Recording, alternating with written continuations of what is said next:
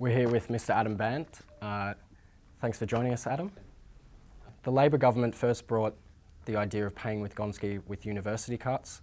The Liberal government is expected to go ahead with the plans in its first budget. You're against this. Why? Taking money out of universities to pay for schools is basically robbing Peter to pay Paul. I mean, it's basically saying that we'll give you a good quality primary and secondary education, but by the time you get to university, you won't have any money there to fund the kind of education you need when you actually get there. There's a simple answer, which is to stand up to the likes of Gina Rinehart and those who can afford it and say, look, instead of giving $13 billion to the likes of you to subsidise the fossil fuel industries of the past, let's take that money and put it into things like education. That way you don't need to start cutting schools to pay for university and to make sure that university education is more affordable. So we think it's the wrong way to go. There are better places to look for the money, and expanding our university education sector and the money that goes into it is important, and it's eminently affordable if we had the guts to stand up to the likes of Gina Rinehart. The Melbourne University Vice-Chancellor said this month that Australia's higher education system is at an inflection point. Are we going up or down? Look, universities and students are already under enormous pressure. I mean, from the students' point of view, youth allowance hasn't kept up with inflation. There haven't been proper rises in the amount of money that students get. Rents are going through the roof, and people are now being forced to work like ridiculously long hours and travel long distances from work to university to home just to make ends meet. And that wasn't the way it was 10, 15, 20 years ago. So students are under enormous pressure. Universities also, it's crystal clear that they need more money. It's as simple as that. Like the report that was commissioned by previous governments, the Bradley Review, said that immediately universities need a 10% funding boost. That was several years ago. Since then, the situation's only got worse. There's been cut after cut.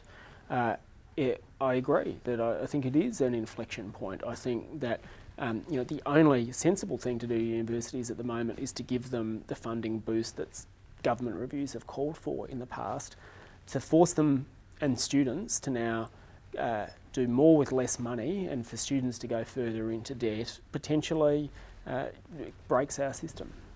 What will be the immediate effect if these cuts go ahead? Well, it's a funny thing that the Labor government proposed cutting university funds and putting students in more debt to pay for the school reforms. Now that they're in opposition, they've seen the error of their ways and they agree with what the Greens have been saying all along, which is that these cuts should not happen. So at the moment, that means a lot of this legislation, if it's needed, might not get through the Senate. Now, some of it might, because it'll be part of the budget bills, and Labor is not going to block the budget, and so therefore, if there's some cuts, if it's part of the budget legislation, it'll get through. But if it requires separate legislation, as we think a lot of these cuts do, it might not get through the Senate. And so there's actually a chance of stopping this happening. If it does, I fear for what happens to universities and students, but we'll be fighting hard to actually stop it from happening in the first place. Enrolments are constantly increasing. The tertiary education system is a massive sector of the Victorian economy, but increasingly the prestige of universities are nosediving. Should universities be more difficult to get into? Look, I think one of the good things about this country is that your access to university isn't dependent on how much money you've got. And my dad was the first person in his family, in his immediate family, to go to university. His dad before him worked in the post office all his life, and my dad was only able to go to university and set the path for someone like me to do it because it was affordable.